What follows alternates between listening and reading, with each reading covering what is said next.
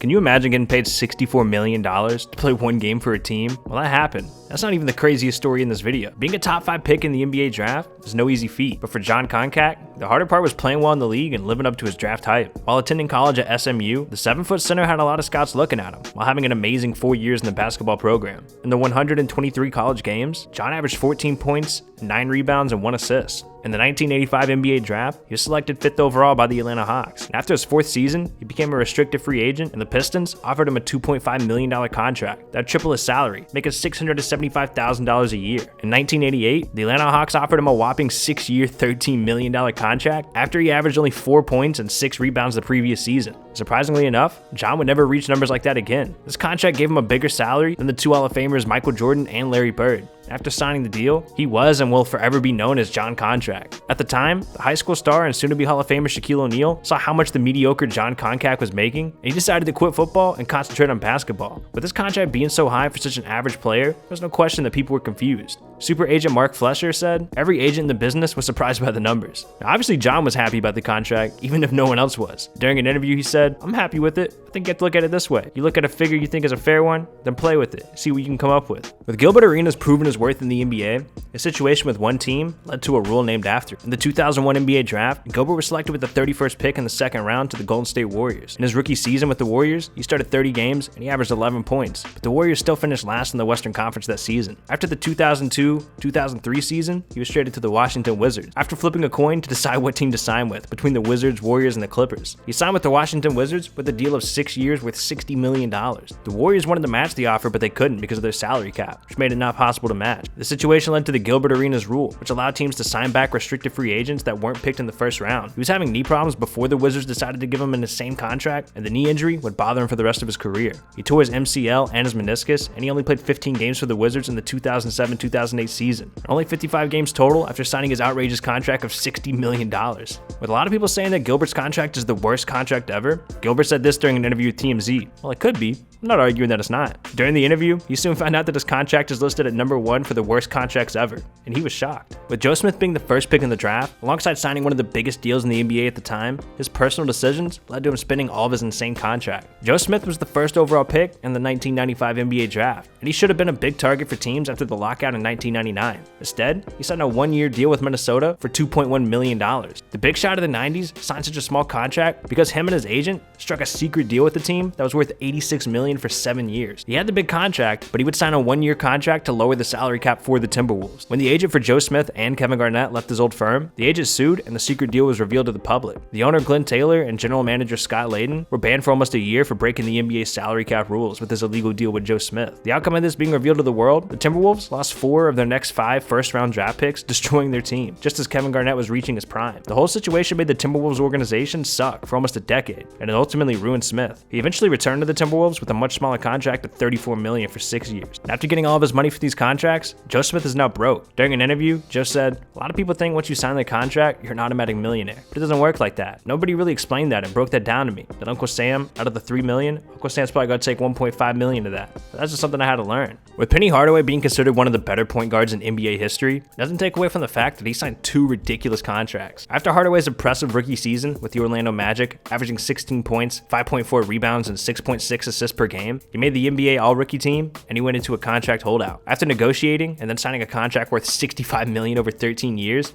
it allowed him to be a restricted free agent after 1 season. And during an interview, Penny said, "I'm more nervous about this contract than I was about the first one." The Orlando Magic head coach said that he was pleased to make Hardaway a rich man. When he said during an interview, "We think, as a matter of principle, this is viable from an economic standpoint, not just for the team, but for the whole league." Apparently, Hardaway was seeking a contract for over 12 years worth $134 million when no one in the NBA had ever signed a contract worth over $100 million. He was then traded to the Phoenix Suns, where he signed another ridiculous contract and got a maximum deal of $87 million over 6 years. And this contract happened 2 years after Penny suffered a knee injury, and 2 years into the contract, Hardaway had 2 microfracture surgeries on 1 knee. With Joakim Noah being that annoying dominant force in the paint, his massive contract only boosted his ego, but injuries got in the way of him playing barely any time. Joakim Noah was picked by the Bulls with the 9th pick of the 2007 NBA draft. During his time with Chicago, from 2007 to 2015, he averaged 12.6 points, 11.3 rebounds, and 5.4 assists. And the 2013-2014 season was Joakim's best season. During the summer of 2016, the Knicks decided to sign a washed-up Joakim Noah to a 4-year, $72 million contract. During an interview after signing the contract, all Noah had to say was, it was a dream come true. Noah's body was so beat up that he only played 29 games the year before the Knicks signed him, so there was no reason to give him such a ridiculous contract. During his second season of the contract, Noah only played 40 total minutes in the entire season, meaning he made $450,000 per minute. And during his entire Knicks career, Noah only played 95 games, and he admitted that his problem with partying is what caused him to struggle with New York. When the Knicks released him after the 2017-2018 season, Noah still got the entire value of his contract before he went to go play with the Grizzlies. With Reeves being considered one of the biggest draft busts in NBA history, he also signed one of the craziest contracts as well. Reeves was a 7-foot center from Oklahoma State, where he averaged 17 points, 8.5 rebounds, and 1 assist in 136 games. Bryant was the first draft pick for the Vancouver Grizzlies, going 6th overall in the 1995 NBA draft. In his rookie season, he had an amazing year. He averaged 13.3 points and 16.2 points the next year, which led Bryant to his biggest contract. In 1997, after just 2 seasons, the Grizzlies gave Bryant a contract of 6 years worth $61 million. The only problem with that big of an investment in Reeves is that he wasn't in good condition in the offseason, and he had a problem staying in shape. Bryant claims that the reason that he didn't work out is because in the small town of Gaines, Oklahoma, with a population of about 300 people, he didn't have anyone to play basketball with, nor did the town have a gym for him to work out in. After the NBA lockout in 1999, he weighed 315 pounds. He's probably the last player to chew tobacco. After 3 seasons, Bryant struggled with a lot of injuries and back pain, naturally due to his size. 2001, he had to retire,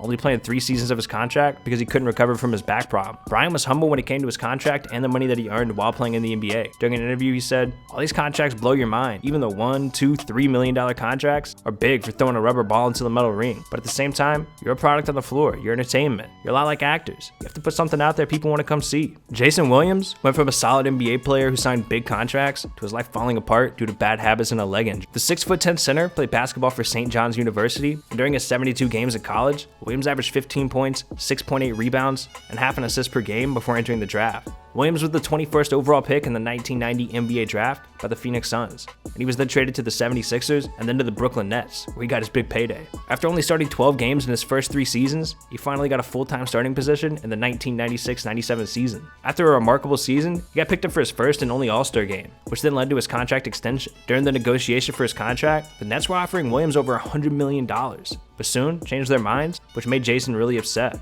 enough to make him consider signing with another team. During an interview, Williams said, "Yeah, I would have left. After that first offer, I was really upset. I heard from 5 or 6 teams who wanted me to leave the Nets out of spite. And spite was there because I thought, hey man, if you're going to treat me like that, I have to get up out of here." In 1999, the Nets signed Williams to a 6-year, $86 million contract to keep Jason long term. But 3 months after signing the contract, Jason broke his leg after colliding with a teammate and had a metal plate inserted into his leg, resulting in him never playing basketball again. With Ben Wallace being a solid role player, but not a superstar by any means, he got paid like a top dog, which came back to bite the team who paid for him. While attending a community college in Cleveland for 2 years, the defensive phenom averaged 17 rebounds and nearly 7 blocks per game. He then transferred to Virginia Union University, where he averaged 13.4 points and 10 rebounds. Even with great stats like that, he still went undrafted to the NBA. And while he was in the NBA, he played for a lot of different teams. During the 2005 season with the Detroit Pistons, Ben averaged 10 points, 9 rebounds, and 3 blocks. But at the age of 31, even with the skill declining, the Chicago Bulls offered him a 4-year, $60 million contract. After the 2006 season with the Bulls, Ben Wallace would never average more than 6 points, 9 rebounds, and 2 assists for the remainder of his career. After only 1 season with the Bulls, he was traded to the Hornets and then the Cavaliers. When it comes down to it, Ben obviously cared more about a big contract than he did about winning. When he said during an interview with the Bulls general manager and the head coach, "I wasn't going to leave Detroit to go to a team that wasn't going to be a contender.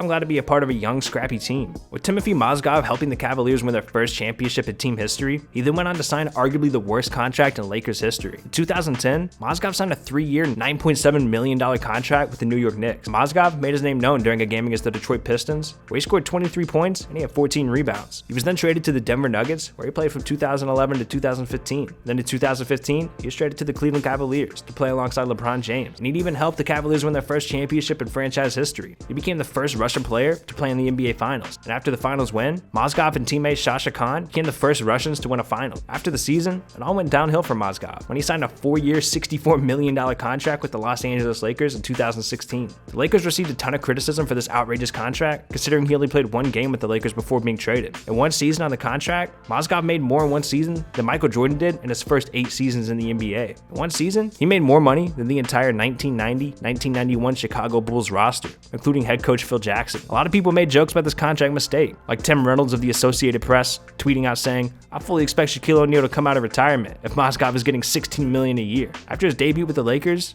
after signing his ridiculous contract, Mozgov would never see an NBA court again due to a knee injury. He finished his NBA career averaging 6.8 points and 4.9 rebounds, and he's now back playing in Russia. Hey yo dog, I'm thinking about getting some surgery, getting my legs extended so I'm like 7.5 feet tall, and I'm just gonna go get like a nice little $2 million on the bench contract, you know what I'm saying? What am I doing here making YouTube videos? Hey bro, this video's over. Click on this one on the screen, dog. It's big fire.